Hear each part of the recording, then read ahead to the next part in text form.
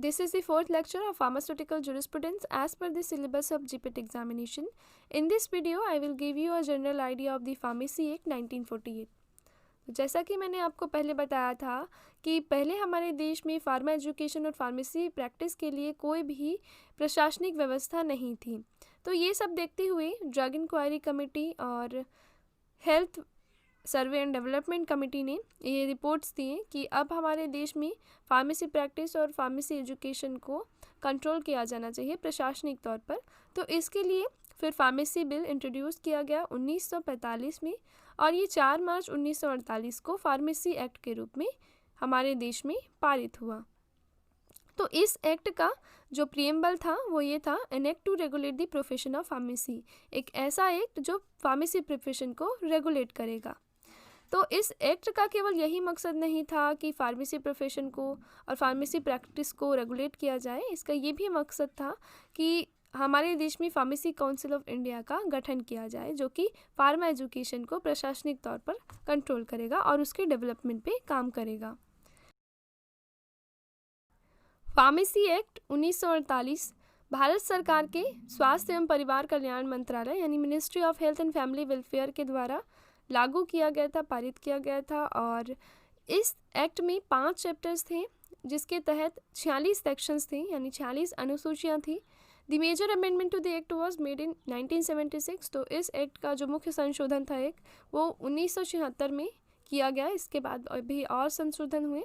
तो इस संशोधन में क्या हुआ, 1976 वाले संशोधन में वो संशोधन सेक्शन 42 पे किया गया था इस एक्ट के। तो इसके तहत 1 नवंबर 1983 के बाद देश में जितने भी ड्रग स्टोर्स हैं वो केवल रजिस्टर्ड फार्मासिस्ट के द्वारा ही चलाए जाएंगे, ऐसा इस अमेंडमेंट का कहना था। तो इस एक्ट में कितने चैप्टर्स थे? 5 चैप्टर्स थे, जिसमें से सबसे पहला जो चैप्टर था वो इंट्रोडक्टरी था। Chapter 2 pharmacy council of India के बारे में है और चैप्टर 3 स्टेट फार्मेसी काउंसिल के बारे में है। चैप्टर 4 फार्मासिस्ट के रजिस्ट्रेशन के बारे में है और चैप्टर 5 में और कुछ इंपॉर्टेंट बातें कही गई है। तो फार्मेसी एक्ट में चैप्टर 1 और जो चैप्टर 2 है वो तुरंत ही एक्ट के पारित होने के साथ लागू हो गया था। चैप्टर 3, 4 और 5 को बाद में सेंट्रल गवर्नमेंट के द्वारा इम्प्लीमेंट किया गया था। एक समय सीमा निर्धारित की गई थी जिसके तहत उसे स्टेट गवर्नमेंट्स में और यूनियन टेरिटरीज़ में लागू किया जाना था। पहली फार्मेसी काउंसिल ऑफ इंडिया 1946 में गठित हुई और पहला एजुकेशन रेगुलेशन पे काम शुरू हुआ 1952 में और इसे 3 साल के अंदर में पूरी तरीके से लागू कर दिया गया, तैयार कर लिया गया था।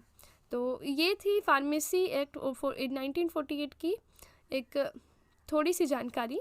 इसमें तो भी बहुत सारी चीज़ें हैं। तो इसमें 5 चैप्टर्स हैं जिसको हम बारी बारी करके पढ़ेंगे, क्योंकि अगर 5 चैप्टर्स मैं एक ही वीडियो में डिस्कस करूँगी तो वीडियो बहुत लंबा हो जाएगा और ज़्यादा लंबा वीडियो किसी को देखना पसंद होता नहीं है, बोर हो जाते हैं बच्चे। इसलिए मैं ये जो लेक्चर है लेक्चर 4 इसको 4, 5, 6, 7 पार्ट में डिवाइड करूँगी जैसी ज़रूरत होगी उसके अकॉर्डिंग, और हम हर एक चैप्टर को एक एक पार्ट के फॉर्म में पढ़ेंगे।